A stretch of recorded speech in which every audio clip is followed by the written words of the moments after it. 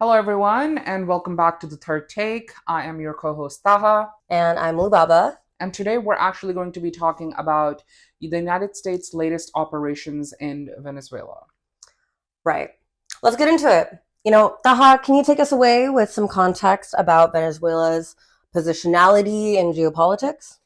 Absolutely. I think without making it like a 6 hour episode, something we could do is just touch base on Venezuela's oil industry and how that plays into this entire dynamic. So, Venezuela's oil industry was actually nationalized back in 1976 by then President Andres Perez, where he created, I hope I'm not butchering this, but Petróleos de Venezuela, SA, which is PDVSA.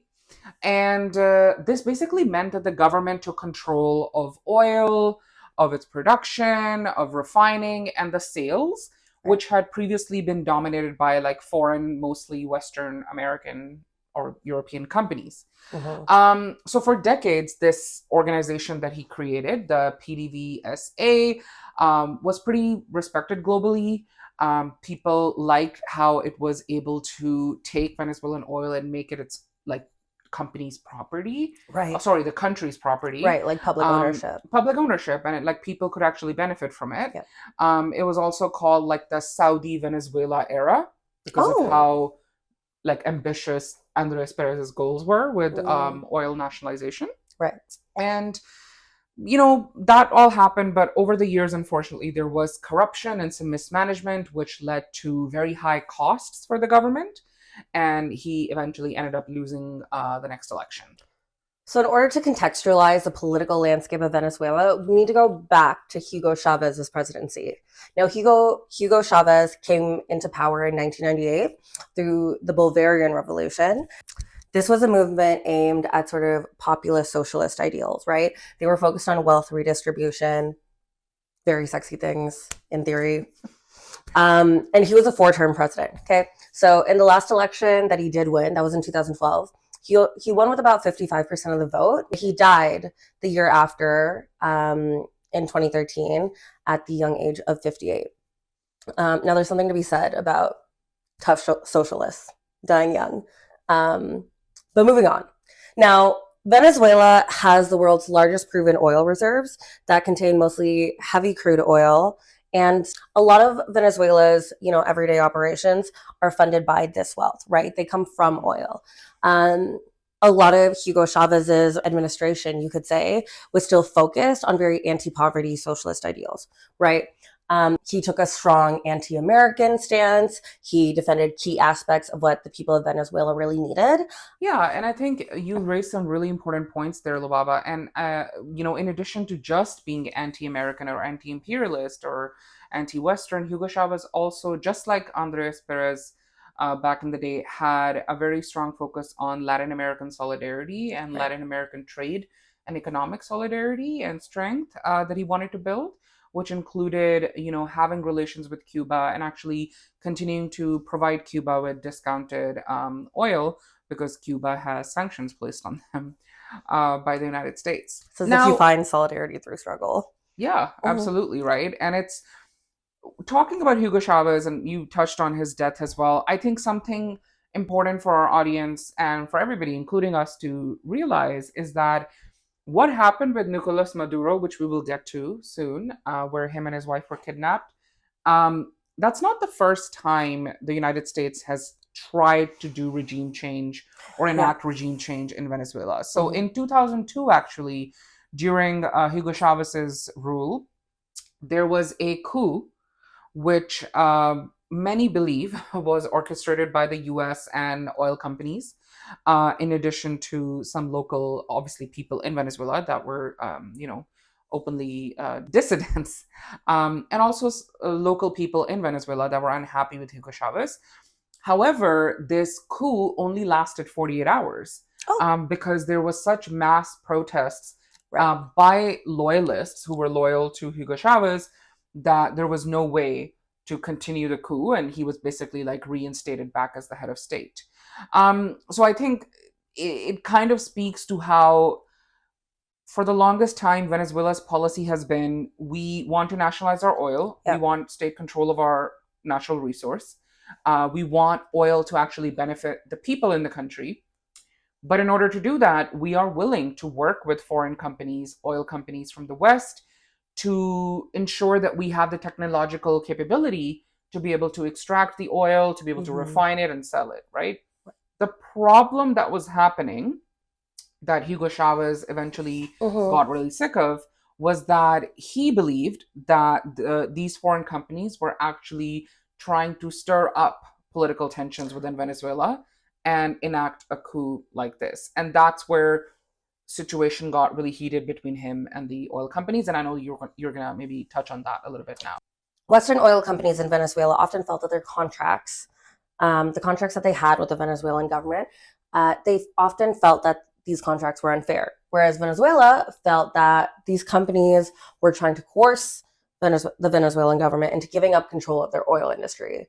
And so one of the biggest issues came when Venezuela claimed that some of these oil companies were trying to stage political attacks against Chavez in Venezuela. So this led to Venezuela's harsher attitudes towards these foreign companies, but it also led to their withdrawal from Venezuela, which, in turn does still further hurt the Venezuelan economy. Yeah, and I think that's like the catch 22 situation with this, where you can speak to the horrible things the Chavez regime did Yeah. or Nicolas Maduro's regime did, but also there was at some point mass support for these governments because they were trying to make sure that the oil remained nationalized, it remained the property of the people, for the people actually benefited from the profits. But when you're dealing with a system which is internationally, the trade system is very capitalist, very Mm-hmm. neoliberal, which wants more stake to be given to corporations, you end up in a situation where when you do stand up for your sovereignty, you end up actually just hurting your economy because it's so tied into Mm-hmm. the way that the trade systems are set up and how companies want more control. Western companies want more control of Yeah. resources from the global south. I think that's a really important point you bring up, Daha, about public ownership. In the Ontario context, we have predominantly publicly owned alcohol sales.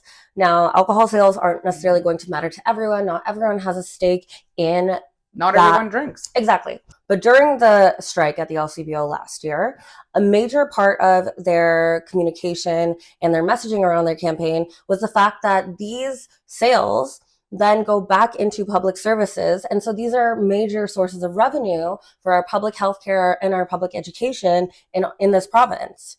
And so in the Venezuelan context, of course, the people of Venezuela want their oil and petroleum to be publicly owned so that they can hold, like, why wouldn't you want to hold on to the revenue from your natural resources that your people Mm-hmm. should benefit from, right? And I mean, if I may interject here and just say, like, for everybody in Canada, just imagine if you're living in Ontario, right? Imagine some foreign company comes and they basically demand that Ontario sell all the liquor licenses and liquor control board operations to this foreign company. And then we lose all that revenue we were going to get for healthcare and Yep. education from those sales. Yep. There will be a mass movement against that. There would, But for yeah. some reason, people, not everybody, but I think people are changing their outlook, but a lot of people in the West for many years were unable to understand why Right. developing world countries in the global south would want control of their own resources, and they don't necessarily want Mm-hmm. to like subsidize our lifestyle in the West. No, And not exactly. even we don't benefit from that. It's just like the lifestyle of the billionaires that own the No. oil companies, Yeah. like those oil companies from America that owned all of this stake in oil all over the world, or still do. Yep. They're not really helping the American public. No, they're not. They're spilling oil in the Gulf of Mexico, and that. Anyways, I digress. Yeah, but you were gonna then speak Yeah. to like Chavez's death. Yes, exactly. So back to Chavez. In 2013, Chavez did pass away, and his chosen successor was Nicolas Maduro, the person that Venezuela just had in power, right?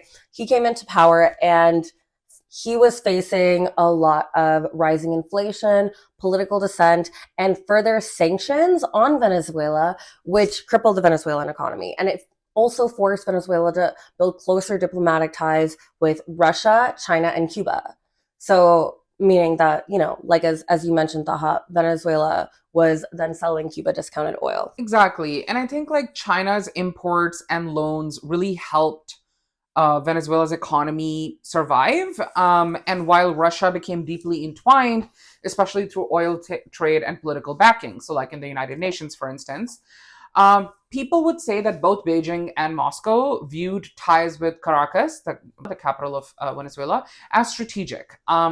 Access to resources and influence in the quote unquote Western Hemisphere.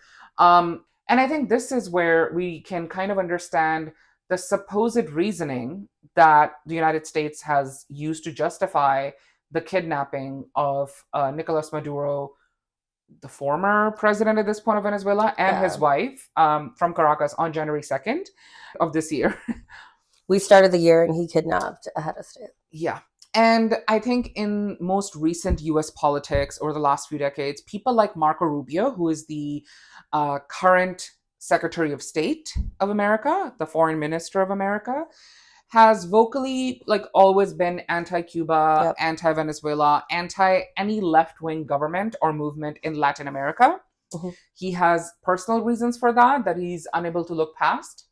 And his base, like political base, mostly in South Florida, including Miami, includes people who are very anti-socialist because, again, of their personal experiences with governments that they had to flee that they consider as socialists, Right. even if those governments were not able to enact those socialist policies because of the sanctions America Yeah. placed on the people there. Also, right? because of So the global economy operating through capitalism, right? exactly, right. And I think something people always forget is that, people say, oh, people in the West like us are sitting here trying to defend socialist countries. And we're like, well, Cuba and Venezuela, if you think about it, never really got to achieve their socialist ambitions Yeah. because of these sanctions and embargoes by the United States. Yeah. Like, for instance, Cuba for the longest time, and people can fact check me on this, or even now, is considered a terrorist country by the United States. So how are you going to be able to trade Yep. and provide for your people if that's how you're viewed, and then anybody that tries to trade with you is included in those sanctions, especially by like one of the largest Mhm. global powers. Yeah, for the time being. the biggest superpower right now is the United States. So If the US is bullying you, they're probably going to bully everyone that isn't bullying you into bullying you. yeah, and then you have a country like China, which has survived this sort of Western interference into their internal Mhm. political matters, Yeah. and has now provided something remarkable economically for their populace. And I think again we can debate the political freedoms and policies of the Chinese Communist Party. I'm not in favor of all of those policies, but you know what I am in favor of? Uplifting millions of people out of poverty Yeah. and technologically advancing your country. Yeah. And For the good of the people. For the good of the people. And I think coming back to Marco Rubio, who honestly, when I think of him, when I look at him, I think he would have been a great drag queen on RuPaul's Drag Race. Unfortunately, he decided to pursue politics. And wow, I'm never going to be allowed back into America. But I think, if you look at contemporary US foreign relations and rhetoric, especially about Maduro, Marco Rubio and Donald Trump's second administration now have considered Venezuela a threat. They often cite allegations of, alleged allegations of drug trafficking, organized crime, and misgovernance.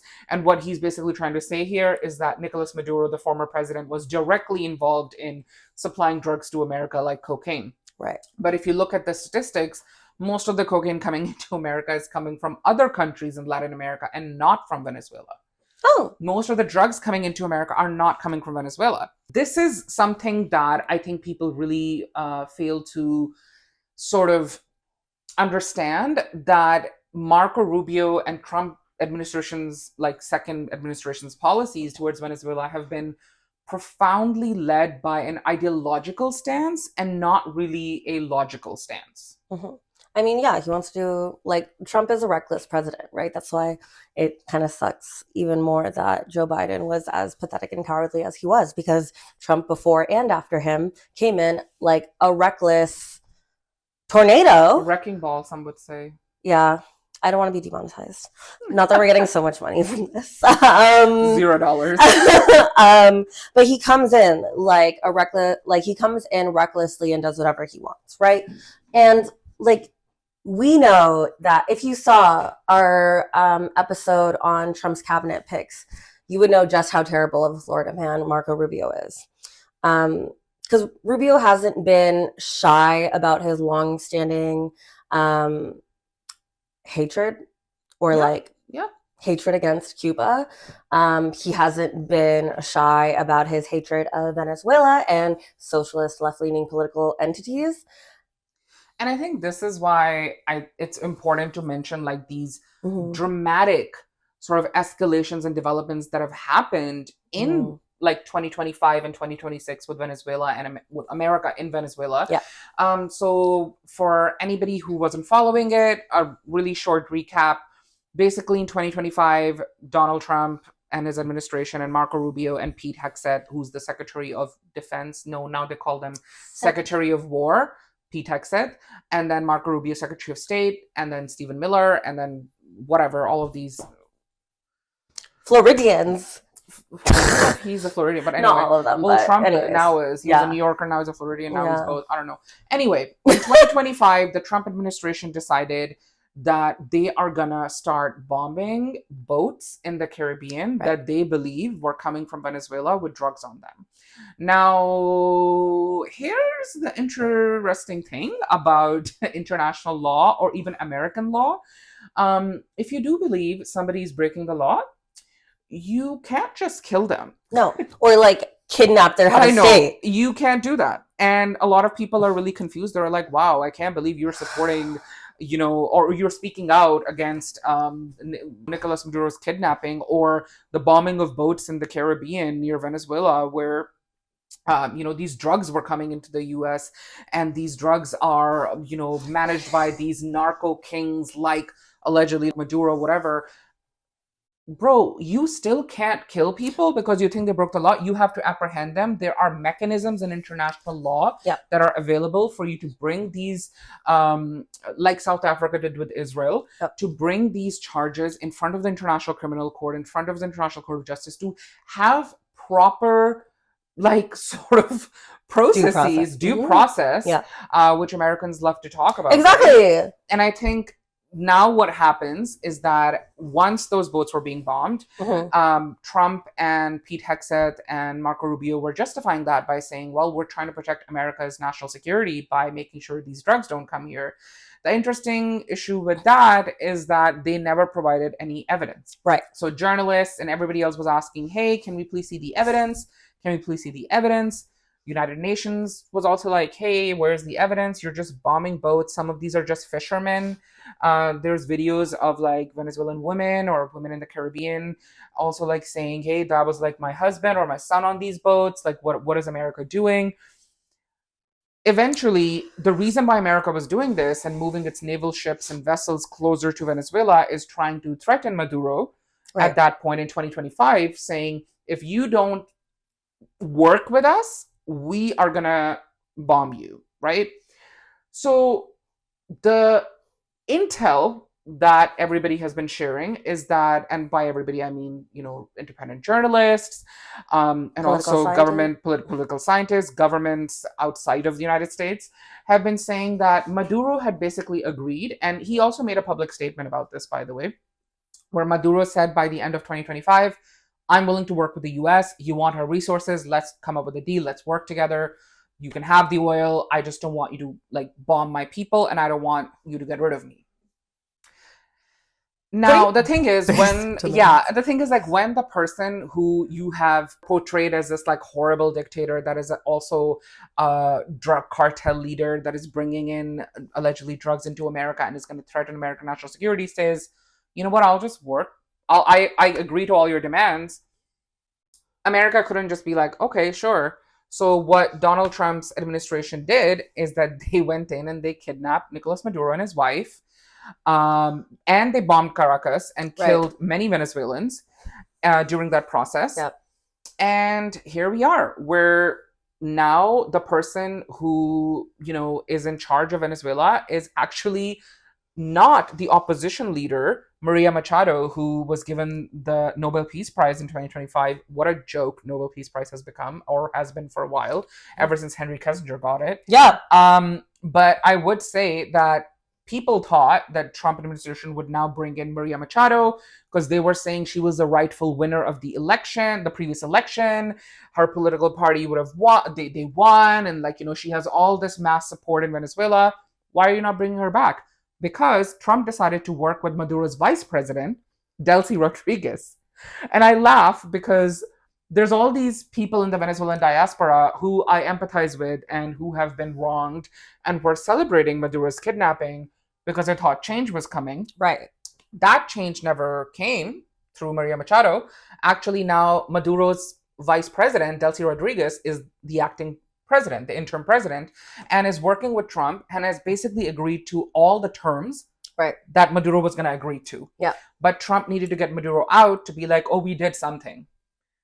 Because even though And then agree to the same terms, but with Delcy Rodriguez, right? Ridiculous. So Delcy Rodriguez is interesting because there's also claims, and all of this is alleged. There's claims that she had been working with Trump secretly through Citgo, which is an oil company, and had asked Citgo subsidiary or somebody in America through a subsidiary to donate $500,000 to Trump's first inauguration. Details on that are hazy. We can look into that. We can do some investigative journalism. Maybe we can even do that on a Patreon channel. Yeah. Gosh. And then the interesting thing is Delcy Rodriguez was part of Hugo Chavez's cabinet. Right. But at one point, when they were in Moscow, things didn't go well as planned on the agenda. And Hugo Chavez allegedly left Delcy Rodriguez. He kicked her out of his plane and said, come back to Venezuela on your own. And people were like, they had never seen Chavez act this way towards like a female leader.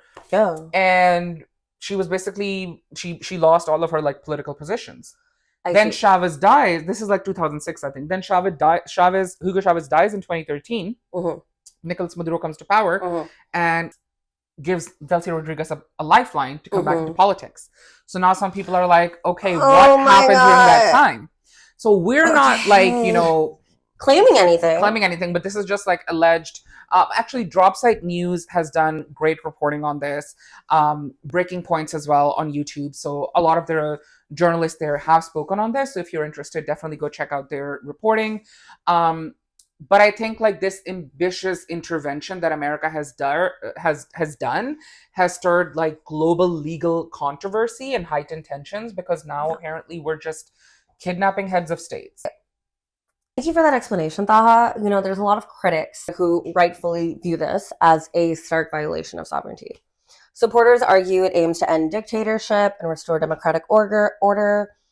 Debates echoing old controversies like the run-up to the Iraq War. And why wouldn't they, right? The U.S. has manufactured consent for their aggressions in countless operations past. Why would they stop now, right? Yeah. It's a reliable tool in their toolbox. And I think it's particularly noteworthy because the U.S. empire, many would say it's on its way out, right?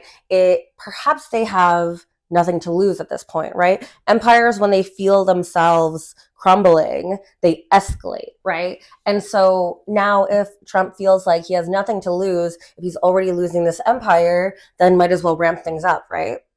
Exactly. And I think Trump has justified this by saying Nicolas Maduro was part of like leader of this drug cartel from Venezuela that's sending drugs into the US.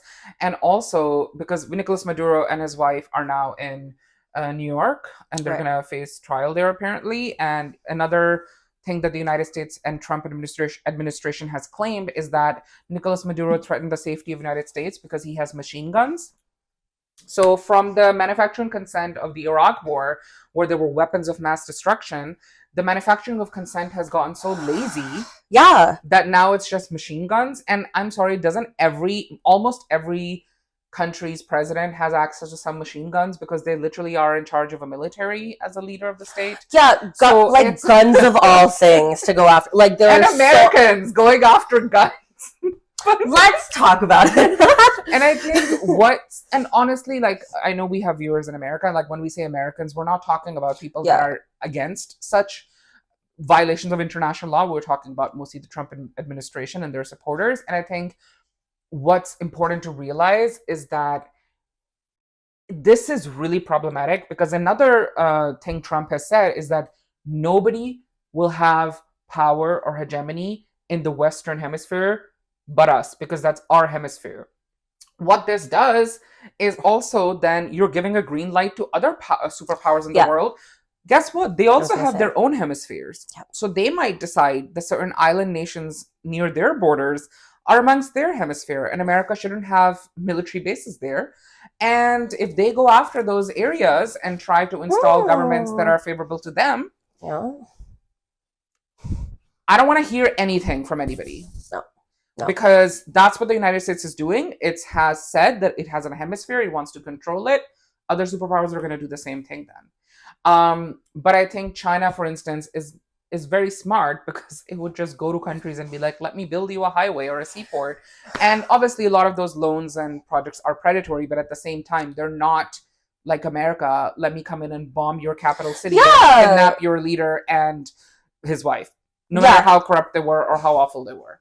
They're not pulling out weapons of mass destruction right away. They're like, yeah, the irony Yeah. that America's pulling them out. And I would also say that, throughout all of this, it's important to mention that ordinary Venezuelans have borne the brunt of it all. Hyperinflation, healthcare collapse, immigration of like around 2,000 people leaving Venezuela daily, I think the numbers were. Fractured communities. You have guerrilla groups operating within Venezuelan cities, amongst neighborhoods. Now, it's important that we can emphasize the repression that the Venezuelan government had enacted on its people and the economic failures, but also you cannot forget and dismiss the fact that the sanctions that America had placed on them and foreign intervention are also root causes of this suffering.